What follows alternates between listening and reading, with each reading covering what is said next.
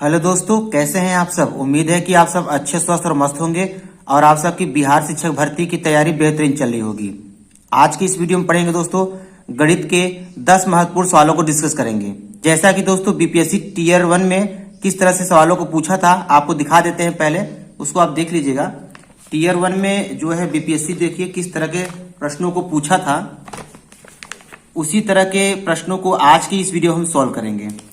तो बीपीएससी जो है कुछ इस तरह के प्रश्नों को पूछ रहा है। इसका पैटर्न देख लीजिए, कुछ पैटर्न जो है इसका इस टाइप के हैं। जैसा यहाँ पे देखिएगा, ये द्विघात समीकरण का दे दिया हुआ है, चक्रवृद्धि ब्याज का दे दिया है, समकोण त्रिभुज से सवाल है यहाँ पे, और यहाँ पे देखिएगा इक्वेशन भी दे दिया है। और मेंसुरेशन का देखिएगा, मेंसुरेशन का कुछ इस तरह के सवाल पूछ रहा है।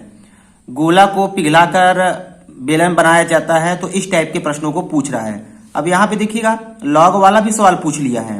तो इसी तरह के प्रश्नों को देखते हुए हम जो है 10 महत्वपूर्ण सवालों को लेके आए हैं। और यहाँ पे गणित की सीरीज चल रही है दोस्तों। हम यहाँ पे गणित की पहली, दूसरी, तीसरी और चौथी सीरीज बना चुके हैं। ये 5वीं सीरीज है दोस्तों, ऐसे कंटिन्यू चलता रहेगा। तो गणित की पूरी सीरीज देखने के लिए चैनल को अभी सब्सक्राइब कर लीजिए और बिना स्किप किए इस वीडियो को पूरा अंत तक जरूर देखिएगा। तो चलिए शुरुआत करते हैं यहाँ पे पहले प्रश्न से। पहला प्रश्न है दोस्तों, दो वृत्तों के व्यासों का अनुपात 4:9 है। इनकी परिधियों में अनुपात कितना होगा। दो वृत्त हैं दोस्तों, पहला वृत्त और यहाँ दूसरा वृत्त। इनके व्यासों का अनुपात दिया है 4:9। सबसे पहले हम क्या कर ले, इनकी त्रिज्या का अनुपात निकाल ले, तब परिधि में अनुपात हम पता कर सकते हैं। तो सबसे पहले त्रिज्या का अनुपात निकालेंगे। तो यहाँ पे व्यास का अनुपात दिया है D1:D2 कितना दिया है दोस्तों, 4:9। तो व्यास का सूत्र क्या होता है दोस्तों, 2 गुणित त्रिज्या 2r1 अनुपाते 2r2 बराबर कितना, 4:9 हो गया। अब इसको सॉल्व करेंगे दोस्तों। यहाँ हो जाएगा 2r1 और बटे कितना 2r2 बराबर कितना 4/9। 2 से 2 कैंसिल हो जाएगा। तो यहाँ पे इनके त्रिज्या का जो अनुपात आया दोस्तों, त्रिज्या का अनुपात 4:9 आ गया। तो त्रिज्या में अनुपात आ गया 4:9। पूछ रहा है कि इनकी परिधियों में अनुपात क्या होगा। तो परिधियों का अनुपात कैसे निकालेंगे, पहले वृत्त की परिधि अनुपाते दूसरे वृत्त की परिधि। सूत्र लगाएंगे दोस्तों, 2πr1 अनुपाते 2πr2 हो जाएगा। तो 2π कैंसिल हो जाएगा, r1 अनुपाते r2। तो r1 अनुपाते r2 का मान कितना दिया है दोस्तों, यहाँ पे 4:9 दिया है। तो इसके जगह रखेंगे 4:9। तो इनके परिधियों में अनुपात आएगा 4 और 9 का अनुपात आएगा। तो देख लेते हैं कौन सा ऑप्शन सही होगा दोस्तों। पहला वाला जो है इसका उत्तर मैच कर रहा है। दूसरा सवाल देखते हैं दोस्तों, यदि एक गोले की त्रिज्या को 2 गुना कर दिया जाता है तो उसके पृष्ठीय क्षेत्रफल में होने वाली परसेंटेज वृद्धि कितनी होगी। कैसे निकालेंगे दोस्तों।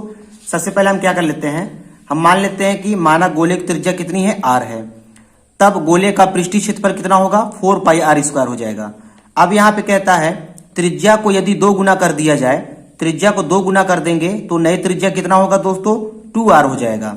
जब नई त्रिज्या 2r हुआ तो नए गोले का पृष्ठीय क्षेत्रफल भी निकलेगा। तो नए गोले का पृष्ठीय क्षेत्रफल निकालेंगे 4πr²। अब यहाँ r की जगह क्या रखेंगे, 2r। इसको सॉल्व करेंगे दोस्तों, आ जाएगा 16πr²। अब यहाँ पूछ रहा है कि परसेंटेज वृद्धि कितनी होगी। तो सबसे पहले निकालने की कितने का वृद्धि हुआ। तो 16π² ये नया पृष्ठीय क्षेत्रफल आया है, पुराना पृष्ठीय क्षेत्रफल है 4πr²। कितने का वृद्धि हुआ है, 16πr² में 4πr² घटा देंगे, 12πr² का क्या हुआ, वृद्धि हुआ है। अब पूछ रहा है परसेंटेज वृद्धि। तो परसेंटेज वृद्धि निकालने के लिए लिखेंगे 12πr² बटे मूल पृष्ठीय क्षेत्रफल से भाग कर देंगे। 4πr² गुणते परसेंटेज बदलने के लिए 100 का गुणा कर देंगे। तो πr² कैंसिल हो जाएगा। अब बचेगा यहाँ पे दोस्तों कितना, 4 × 1 = 4, 4 × 3 = 12।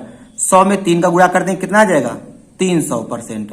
तो 300% की क्या होगी, वृद्धि हो जाएगी। तो देखते हैं कौन सा ऑप्शन सही है दोस्तों। इसमें सी वाला जो है इसका उत्तर मैच कर रहा है। तीसरा सवाल है दोस्तों, यदि sin a बराबर cos a हो तो a का मान बताइए। कैसे निकालेंगे दोस्तों, यहाँ पे sin a बराबर दिया है cos a। तो हम क्या कर लेते हैं, यहाँ पे sin a बटा कॉस ए बराबर कितना कर लेते हैं यहाँ पे 1। तो साइन ए बटे कॉस ए का सूत्र क्या होता है दोस्तों, tan ए होता है। तो tan ए बराबर 1 हो गया। अब यहाँ पे हम देखेंगे दोस्तों कि tan के टेबल में किसका मान 1 होता है। तो tan के टेबल में किसका मान 1 होता है, tan 45 अंश का मान 1 होता है। तो tan से tan यहाँ कैंसिल हो जाएगा, तो a का मान कितना बचेगा, 45 अंश। तो यहाँ पे a का मान कितना आएगा, 45 अंश। सी वाला ऑप्शन जो है इसका मैच कर रहा है। चौथा सवाल है दोस्तों, एक समबाहु त्रिभुज ABC की भुजा 2a है, उसके प्रत्येक शीर्ष लंब की लंबाई कितनी होगी। कैसे निकालेंगे दोस्तों, सबसे पहले हम यहाँ पे एक समबाहु त्रिभुज बना लेते हैं। ये समबाहु त्रिभुज हो गया ABC। प्रत्येक भुजा दिया है 2a, तो ये भी 2a है, ये भी 2a है और ये भी 2a है। प्रत्येक शीर्ष लंब की लंबाई क्या होगी। तो शीर्ष लंब दोस्तों यहाँ पे एक शीर्ष लंब खींच लेते हैं। इसी शीर्ष लंब की लंबाई हमें बताना है। तो इस शीर्ष लंब की लंबाई को हम मान लेते हैं AD। ठीक है, तो यहाँ पे हो गया ये 90 अंश कोण और यहाँ पे हो गया 90 अंश कोण। तो जब हम इस पे शीर्ष लंब खींचे हैं दोस्तों, तो ये 2 भागों में बढ़ जाएगा। पूरी लंबाई कितनी है, 2a है, तो यहाँ पे हो जाएगा a और यहाँ भी हो जाएगा कितना, a। अब इसी शीर्ष लंब की लंबाई निकालेंगे, चाहे इस समकोण त्रिभुज से निकाल लें चाहे इस समकोण त्रिभुज से निकाल लें, दोनों से मान बराबर आएगा। तो चलिए इस समकोण त्रिभुज में हम पाइथागोरस प्रमेय लगाकर इस शीर्ष लंब की लंबाई निकाल लेते हैं। तो यहाँ पे हो जाएगा कड़ का स्क्वायर बराबर लंब का स्क्वायर धन आधार का स्क्वायर। कड़ क्या है दोस्तों, 2a है, 2a का होल स्क्वायर बराबर लंब यहाँ पे ये है AD, यही हमें निकालना है, प्लस आधार कितना है a का स्क्वायर। तो इसका स्क्वायर करेंगे दोस्तों कितना आ जाएगा, 4a स्क्वायर और ये प्लस है माइनस आ जाएगा यहाँ पे AD स्क्वायर। घटाएंगे कितना आएगा दोस्तों, 3a स्क्वायर बराबर AD स्क्वायर। AD का मान निकालेंगे दोस्तों, करड़ी में 3a स्क्वायर हो जाएगा। अब यहाँ पे इसका वर्गमूल लेंगे, तो करड़ी 3 का वर्गमूल करड़ी 3 होगा, a स्क्वायर का वर्गमूल हो जाएगा a। तो करड़ी 3a, प्रत्येक शीर्ष लंब की लंबाई कितनी होगी, करड़ी में 3a होगा। तो देख लेते हैं कौन सा ऑप्शन सही है दोस्तों। पहला वाला जो है इसका उत्तर मैच कर रहा है। पांचवा सवाल है दोस्तों, त्रिभुज ABC में AB बराबर 6 करड़ी 3, AC बराबर 12 सेंटीमीटर और BC बराबर 6 सेंटीमीटर है। तो कोण B का मान बताइए। कैसे निकालेंगे दोस्तों, यहाँ पे देखिएगा त्रिभुज ABC में AB बराबर 6 करड़ी 3 दिया है, AC बराबर 12 सेंटीमीटर। तो सबसे पहले हम क्या कर लेते हैं, बड़ी भुजा का यहाँ पे वर्ग कर लेते हैं। तो बड़ी भुजा का वर्ग कितना आएगा, 144 आ गया। अब हम क्या करें दोस्तों, 2 छोटी छोटी भुजा का वर्ग करके जोड़ देते हैं। तो यहाँ पे 6 करड़ी 3 का होल स्क्वायर और प्लस 6 का होल स्क्वायर। हल करेंगे, 6 6 के 36 और गुणते करड़ी 3 का स्क्वायर 3 हो जाएगा, प्लस 6 6 के 36। हल करेंगे, 3 6 18, 3 त्रिका 9 और 1 10 और प्लस कितना 36। इसको जोड़ेंगे कितना आएगा दोस्तों, 8 6 14, 144 आ गया। तो यहाँ पे दोस्तों एक प्रतिबंध बन रहा है, जब बड़ी भुजा का वर्ग 2 छोटी भुजा के वर्गों के योगफल के बराबर होता है, तो ये समकोण त्रिभुज का जो है प्रतिबंध होता है। तो समकोण त्रिभुज बन गया यहाँ पे, अर्थात यहाँ पे B का मान कितना हो जाएगा, 90 अंश हो जाएगा, क्योंकि ये समकोण त्रिभुज का नियम फॉलो कर रहा है। तो यहाँ पे कोण B क्या होगा, 90 अंश हो जाएगा। B वाला उत्तर इसका मैच कर रहा है।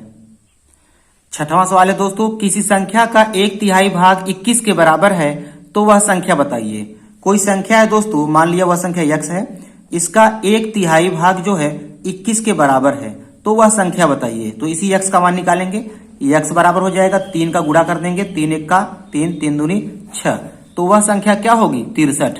सी वाला जो है इसका उत्तर मैच कर रहा है।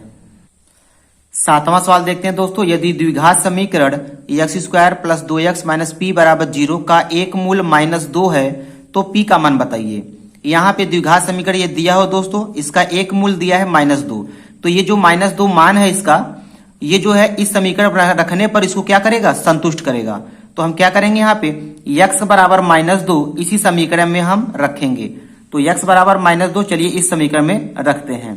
तो x बराबर -2 का होल स्क्वायर प्लस 2 गुणते -2 और -p बराबर कितना हो जाएगा, 0। -2 का स्क्वायर करेंगे +4 और प्लस माइनस माइनस 2 दूनी 4 माइनस p बराबर कितना, 0। प्लस माइनस कट गया, 0 - p बराबर 0।